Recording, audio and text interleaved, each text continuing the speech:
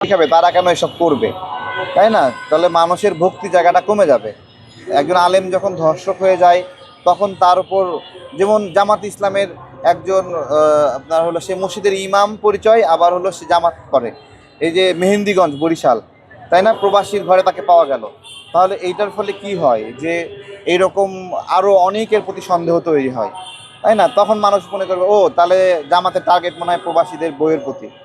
হ্যাঁ, তাদেরকে বিভিন্ন সার্ভিসের কথা বলে, অসহায়তার কথা বলে, বিভিন্নভাবে তাদের সাথে যোগাযোগ করছে।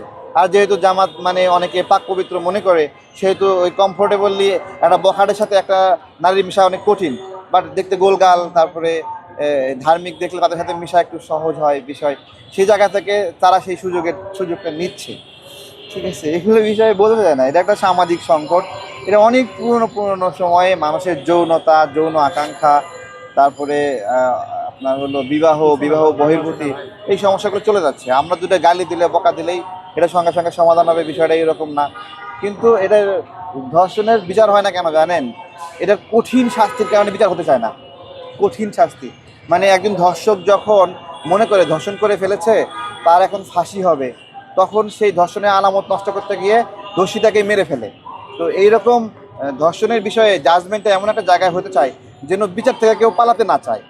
একটা একটা স্বাভাবিক বিচার, যে বিচারটা সেটা 5 বছরের জেল হতে পারে, 6 বছরের জেল হতে পারে, 7 বছরের জেল হতে পারে, বাট এই সময়টা সে জেলে থাকবে। কিন্তু যখন এটা হয়ে যায় যেতে হয় ও এখন ধর্ষণ হিসেবে আসছে, এখন তাকে ফাঁসি হবে, এই ধরনের অপরাধ যখন হয় তখন সে দেশ থেকে পালায়, তখন সে দোষীটাকে মারতে চায়, আলামত নষ্ট করতে চায়, অনেক ধরনের। সুতরাং এই আইনগুলোও রিভাইজ করা দরকার।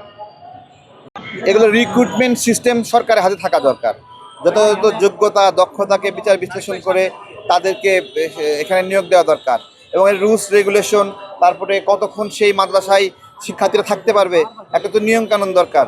তো সেই বিষয়গুলো ধারা বাঁধা করে রুলসের আওতায় এনে যেই মাদ্রাসা আইন ভঙ্গ করছে সেই মাদ্রাসাকে লিস্ট বহির্ভূত করে দেওয়া, তার ক্ষেত্রে সরকারের অনুমোদন তুলে নেওয়া, সেটা বন্ধ করে দেওয়া, এই বিষয়গুলো দরকার। সেই মাদ্রাসাতে যতটুকু নজর দেওয়া দরকার, মাদ্রাসা ভিত্তিক অর্থনীতি, এ নজরটা হচ্ছে না।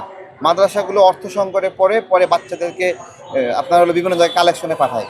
তো আমি তো আমার বাচ্চাকে 1 টাকা কালেকশনের জন্য পাঠাবো না, আমি তো মাদ্রাসায় বেতন দিতে চাই, তাই না? তো অনেক ধরনের বিষয় আছে মাদ্রাসা বিষয় নিয়ে, মাদ্রাসা শিক্ষা নিয়ে ডিবেট হওয়া দরকার, ডিবেট।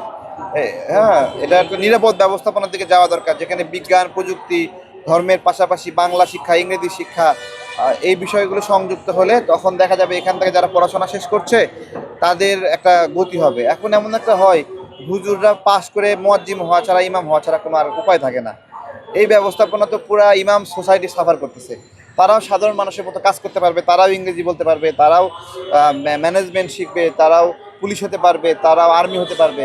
এই জায়গাগুলোতে কর্মের জায়গাটা অধিকার বঞ্চিত হচ্ছে হুজুররা।